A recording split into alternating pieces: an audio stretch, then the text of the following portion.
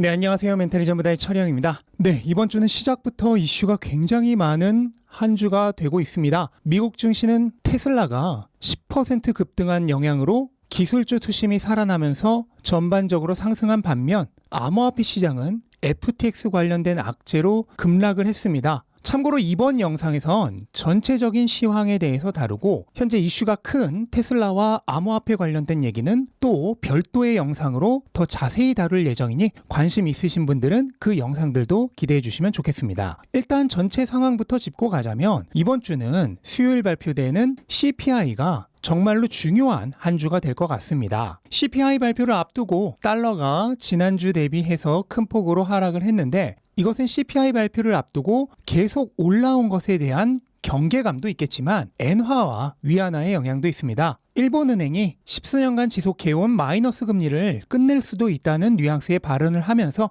엔화가 상승을 했고 중국도 환율 방어를 할 수 있다는 발언을 하면서 상대적으로 달러가 밀린 것입니다. 따라서 오늘 달러의 하락은 금리 예측치가 하락하면서 발생한 현상은 아니라는 얘기죠. 그렇다면 시장에게 있어 대단히 중요한 금리 예측치는 무엇에 의해 변경될까요? 시장에서는 이번 CPI 발표가 사실상 연말 금리에 직결될 것으로 생각하고 있습니다. 몇 차례 예고드렸듯 전체 물가는 유가의 영향으로 인해서 오르는 것이 거의 확실시되고 있지만 이거는 이미 시장이 다 알고 있는 사실이고요. 중요한 것은 근원 물가입니다. 시장은 그동안 끈덕지게 안 내려오던 근원 물가가 이번에 상당히 의미 있게 하락할 것으로 기대하고 있습니다. 이유는 두 가지가 있는데 근원 물가에서 대부분을 차지하고 있는 주거비와 서비스 비용이 서서히 떨어질 것으로 보고 있기 때문입니다. 우선 주거비의 경우는 작년부터 끊임없이 떨어져 오고 있는 신규 임대료가 드디어 누적 계산치인 CPI에도 의미 있게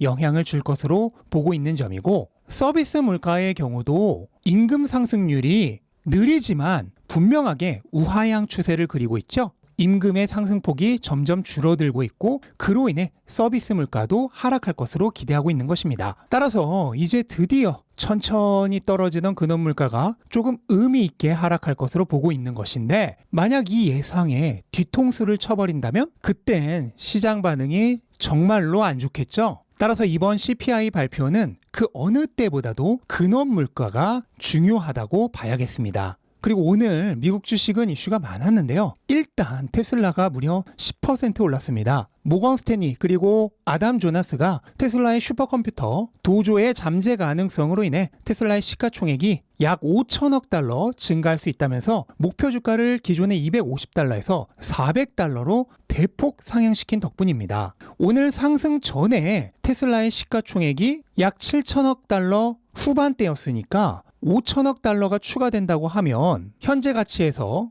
약 65% 정도는 가격이 더 상승한다는 얘기죠. 다른 거 하나 없이 오로지 슈퍼컴퓨터 하나만으로 그 정도의 가치가 추가된다는 얘기입니다. 저도 테슬라야말로 가장 강력한 AI 기업인데 시장이 이걸 몰라주고 있다는 말씀을 계속해서 드려왔습니다. 상반기 있었던 AI 열풍에서 테슬라는 살짝 밀려 있었죠. 당장 AI 기술이 도입된 마이크로소프트나 구글 그리고 그로 인해 큰 이익을 얻을 엔비디아는 다르게 테슬라의 AI 그러니까 자율주행 기술은 조금 더 먼 미래의 기술로 비춰졌기 때문입니다. 그런데 모건 스탠리는 바로 그 부분을 지적하면서 미래를 내다본 것입니다. 다만 오늘 당장 테슬라 주가의 급등은 한계 기관의 전망치 제시로 인한 단기 수요 급증에 따른 영향이 더 크겠죠. 왜냐하면 자율주행 기술은 분명 지금 당장 눈에 띄게 테슬라의 수익을 증가시켜줄 기술은 아니기 때문입니다. 오히려 제가 지속적으로 제시한 다음 퀀텀 점프를 위한 기술이라고 봐야죠.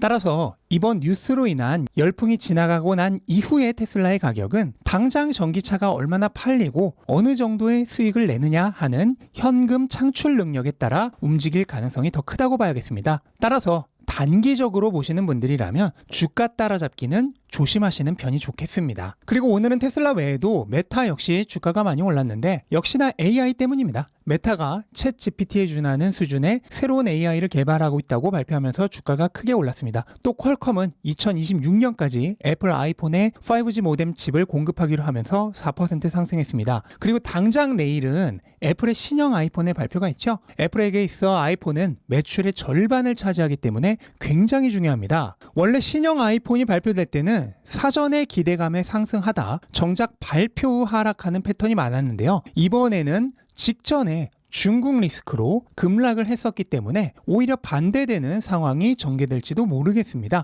어쨌든 시장 1위 기업의 급작스러운 가격 하락은 기술주 투심을 제한했었기 때문에 이것을 회복할 수 있을지가 상당히 중요하겠습니다. 그리고 오늘 암호화폐 시장이 전반적으로 급락세가 나타났고 특히 알트코인들이 많이 떨어졌는데요. 이유는 FTX의 보유 코인 매각 소식 때문입니다. FTX가 오는 13일부터 채권자들에게 자금 상환을 하기 위해 가지고 있는 코인들을 매각하게 된다는 건데요. 아직 확정은 아니고 법원의 판결을 기다리는 중입니다. 현재 FTX가 가지고 있는 코인의 총액은 약 34억 달러 정도이고 이 중 30억 달러를 처분할 것으로 법원에 보고되었습니다. 그런데 아직 FTX가 처분에 들어가지도 않았는데 왜 벌써부터 떨어졌을까요?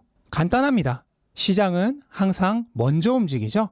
강제 청산 물량이 시장에 나오면 하락할 것이란 전망에 트레이더들이 미리 판 것입니다. 트레이더라면 하락 전에 미리 팔았다. 떨어질 때 다시 사는 게 훨씬 유리하겠죠. 하지만 장기 투자자들에게 이것은 완전한 단기 노이즈에 불과합니다. 일단 이번 청산 이슈는 생각만큼 시장에 큰 영향을 미치지 않을 수 있습니다. 30억 달러의 매도 물량은 일주일에 2억 달러씩 매도될 예정입니다. 그런데 암호화폐 시장 전체의 거래량이 하루에 300억 달러가 넘어가기 때문에 2억 달러면 일주일 거래량의 0.1%도 안 되는 수준입니다. 물론 시가총액 대비 청산 물량이 많은 솔라나와 FTT의 경우는 기계적인 하락이 발생할 수 있습니다. 하지만 다른 암호화폐들은 시가총액 대비 청산 물량이 극히 미미한 데다가 그조차도 하루에 거래되는 거래량에 대비하면 가격에 거의 영향을 미치지 않을 것으로 생각이 됩니다. 따라서 이번 FTX 이슈에 따른 가격 하락은 철저하게 투자자들의 심리 붕괴로 인한 것입니다.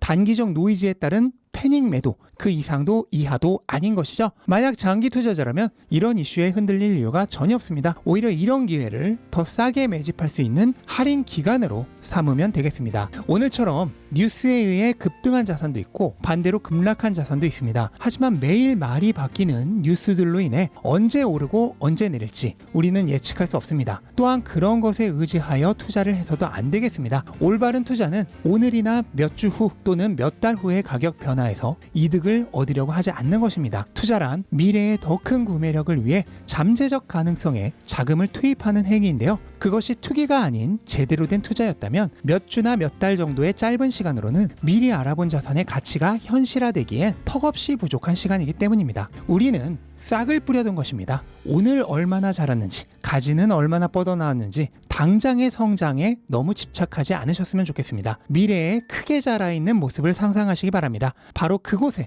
우리가 지향하는 목표가 있습니다. 눈앞에 미끼에 끌려 큰 목표를 놓치는 실수를 범하지 않으셨으면 좋겠습니다. 네, 이것으로 오늘 영상 마치겠습니다. 영상 도움되셨다면 구독과 좋아요 부탁드리고 즐거운 하루 되시기 바랍니다. 감사합니다.